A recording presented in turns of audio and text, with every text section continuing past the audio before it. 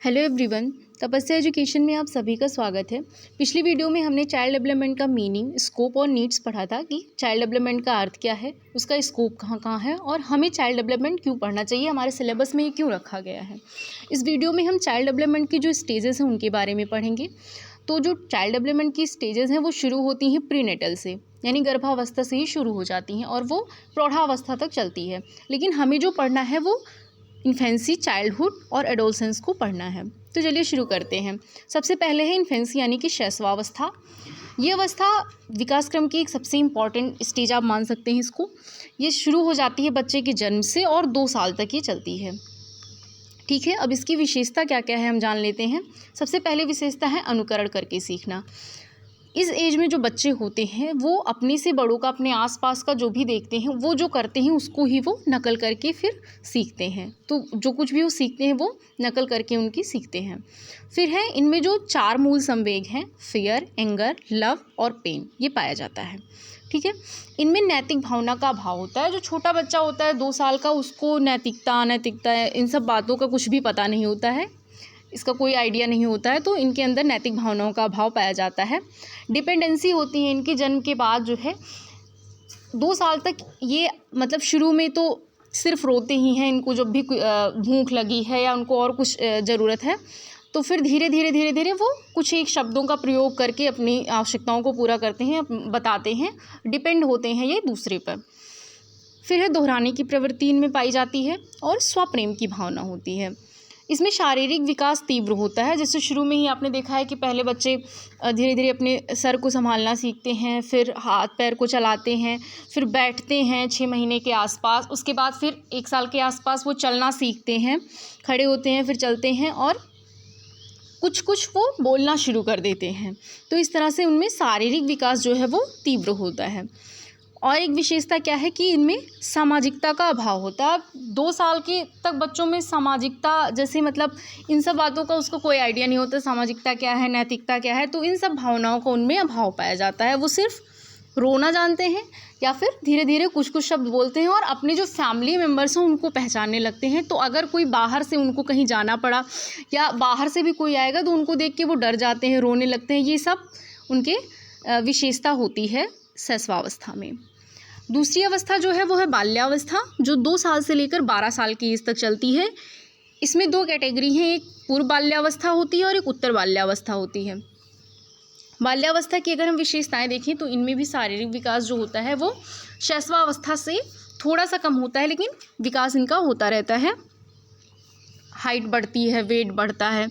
फिर है ये मिथ्या परिपक्वता की अवस्था, यानी कि इनको लगता है कि, जैसे आपने देखा होगा जो इस एज ग्रुप के बच्चे होते हैं उनकी बातें सुन के आपको लगेगा या उनको लगता है कि वो बहुत बड़े हो गए हैं। वो कुछ भी, जैसे अपने घर पे दादी की नकल करना हुआ या अपनी मम्मी की नकल करना हुआ, तो वो उन लोगों को लगता है कि वो भी उतने ही बड़े हो गए हैं, वो सारी चीज़ें वैसे ही करना चाहते हैं।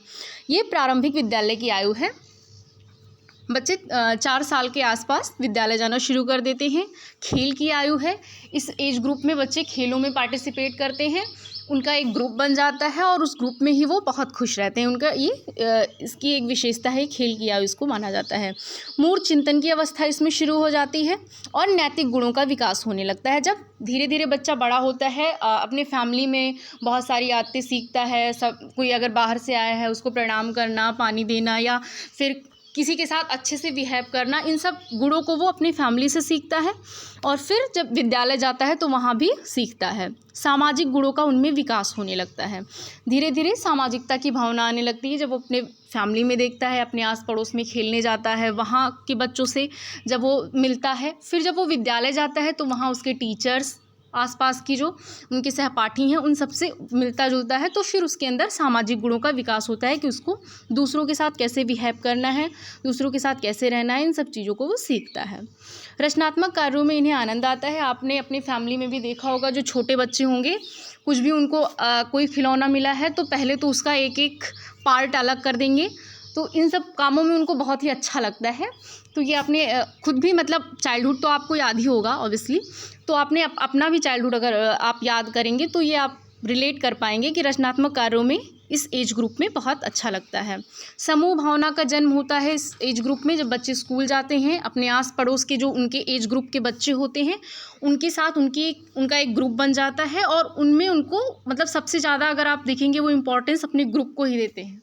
अगर आपने देखा होगा कि खेल में और जो एक उनका ग्रुप मेंबर्स जो होते हैं वो उनके लिए सबसे इम्पॉर्टेंट होते हैं। तो इस एज ग्रुप में समूह भावना का जन्म हो जाता है। संग्रह करने की प्रवृत्ति का विकास होता है। आप लोगों ने भी अपने अपने चाइल्डहुड में कुछ ना कुछ चीज़ें ज़रूर इकट्ठी की होंगी। जैसे कुछ बच्चों को सिक्का इकट्ठा करना होता है, कुछ टिकट्स इकट्ठे करते हैं, या और भी जैसे अखबार की कुछ कटिंग हो गई, इन सबको एकत्रित करने की प्रवृत्ति का जन्म होता है। बाल्यावस्था तीव्र जिज्ञासा की अवस्था है। इस एज ग्रुप में बहुत सारे क्वेश्चंस बच्चों के दिमाग में आते रहते हैं और वो प्रॉपर अपने बड़े भाई बहनों से, अपने फ्रेंड्स से, अपने मम्मी पापा से, स्कूल में टीचर्स से, इन सब से अपनी जिज्ञासा का समाधान करने के लिए लगातार वो कुछ ना कुछ क्वेश्चन पूछते रहते हैं।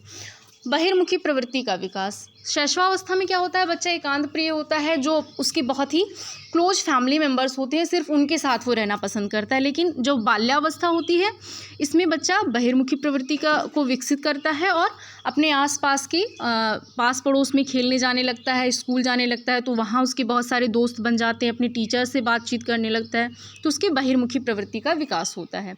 ये बाल्यावस्था की विशेषताएं होंगी। इनको आप याद रखिएगा क्योंकि जो MCQs होते हैं वो इसमें बनते हैं और कुछ कुछ जो इसके टर्म हैं वो अगर आप याद रखेंगे तो आपके लिए MCQ सॉल्व करना बहुत आसान हो जाएगा। जो तीसरी अवस्था है वो एडोलसेंस पीरियड है, जो 12 से 18 साल चलती है। इसको तनाव और तूफान की अवस्था कहा गया है। सबसे ज़्यादा जो कॉन्फ्लिक्ट होते हैं वो इसी एज ग्रुप में होते हैं। उसके बाद फिर आपको बहुत सारे तथ्य समझ आने लगते हैं, लेकिन ये जो एज होती है इसमें तनाव और तूफान एकदम चरम सीमा पर होता है। देखिए इसमें इसकी क्या क्या विशेषताएं हैं। सबसे पहले तो इमोशंस बहुत ही हाई होते हैं, मतलब जो भी इमोशंस होंगे वो आउट ऑफ कंट्रोल ही होते हैं ज़्यादातर। तो संवेगों की अधिकता होती है, कल्पनाशीलता अधिक होती है। आप अपने कैरियर में जो कुछ करना चाहते हैं, आगे जो बनना चाहते हैं, उसके लिए आप बहुत सारी कल्पनाएं करते हैं, ये ऐसे होगा वो वैसे होगा, मतलब कई सारे साल जो आपके आने वाले हैं उनका आप अभी से प्लानिंग करने लगते हैं। फिर बुद्धि का अधिकतम विकास इसी एज ग्रुप में हो जाता है। विद्रोही भावना का उदय। इस एज ग्रुप के जो बच्चे होते हैं इनको हैंडल करना सबसे ज़्यादा मुश्किल होता है, क्योंकि टीचर्स में भी वो कुछ ना कुछ कमी ढूंढ लेंगे। मतलब अगर इनको कोई भी ऐसा कुछ भी आप बताएंगे जो इनको सही नहीं लगता है, तो ये लगता है इनको कि अगर मुझे सही नहीं लग रहा है तो फिर ये सही होगा ही नहीं। विद्रोही भावना का उदय इनमें होने लगता है। प्रतियोगिता की भावना। इस एज ग्रुप में फिर बच्चे बड़ी क्लासों में जाते हैं, उनकी पढ़ाई जो शुरू होती है, फिर आसपास उनके कंपटीशन उनके पीयर ग्रुप में होता है, तो उनके अंदर फिर प्रतियोगिता की भावना आने लगती है।